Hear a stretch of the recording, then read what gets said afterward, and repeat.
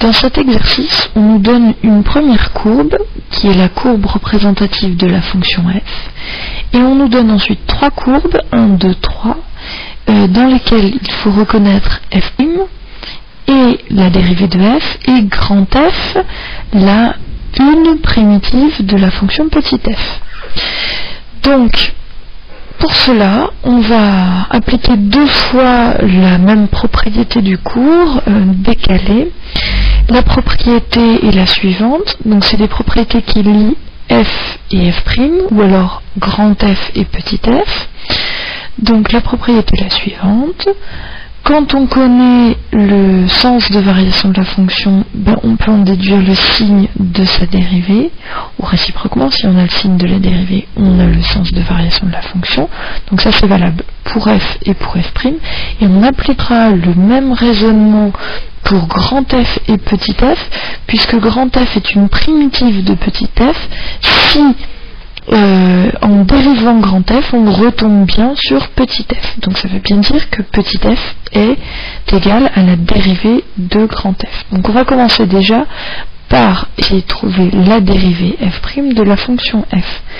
Donc le sens de variation de la fonction f est lié au signe de sa dérivée petit f'. Donc on va faire un petit tableau de variation dans lequel on va mettre donc un petit peu gros ça. On va mettre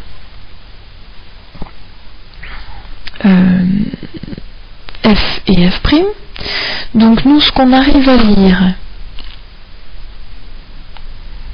c'est que f est défini dans l'énoncé, on nous dit que f est défini sur R tout entier, donc on commence en moins l'infini et on va jusqu'en plus l'infini, et la fonction f de x, qui est la fonction qu'on connaît par sa courbe donnée au départ, elle a l'air d'être croissante de moins l'infini jusqu'à la valeur moins 1, puisqu'on nous dit dans l'énoncé que d a pour abscisse moins 1, et ensuite, après le point D, c'est-à-dire après l'abscisse moins 1, elle a l'air d'être décroissante. Donc, moins 1 a l'air d'être une valeur un petit peu limite, intermédiaire, entre laquelle, donc, autour de laquelle on a la fonction qui est croissante avant, décroissante après. Donc, ça veut bien dire que la fonction f', puisque le sens de variation de la fonction f nous donne le signe de la fonction f', ça veut bien dire que la fonction f' est positive avant moins 1, nulle en moins 1, et négative après moins 1. Alors, parmi les trois courbes qui nous sont proposées, quelle courbe nous permet d'avoir le signe positif jusqu'en moins 1 et négatif après? Et bien ici on a bien une fonction qui est positive, donc au-dessus, la courbe est au-dessus de la des abscisses avant la valeur moins 1, et après la valeur moins 1, elle est en dessous de l'axe des abscisses. Ça correspond bien à une courbe qui est positive avant et négative après la valeur moins 1. Donc cette fonction-là a l'air d'être tout à fait juste pour être f', une très bonne candidate. On va quand même vérifier que ça ne marche pas ailleurs. Alors ici elle est négative avant moins 1, c'est déjà raté. Et ici elle change de signe en fait ici vers moins 3, et donc ça c'est pas possible plus, ça correspond pas à la courbe. Donc on a déjà trouvé la dérivée petit f'. Maintenant, on reprend cette relation entre le sens de variation d'une fonction et le signe de sa dérivée, mais cette fois-ci en étudiant le couple grand F, petit f. Pourquoi? Parce qu'on a dit tout à l'heure, grand F est une primitive de petit f, donc ça veut dire que quand on dérive grand F, on trouve petit f. On l'écrit même très exactement, comme ça, grand f' de x, c'est bien petit f de x. Donc ici, on va pouvoir faire un nouveau tableau de variation.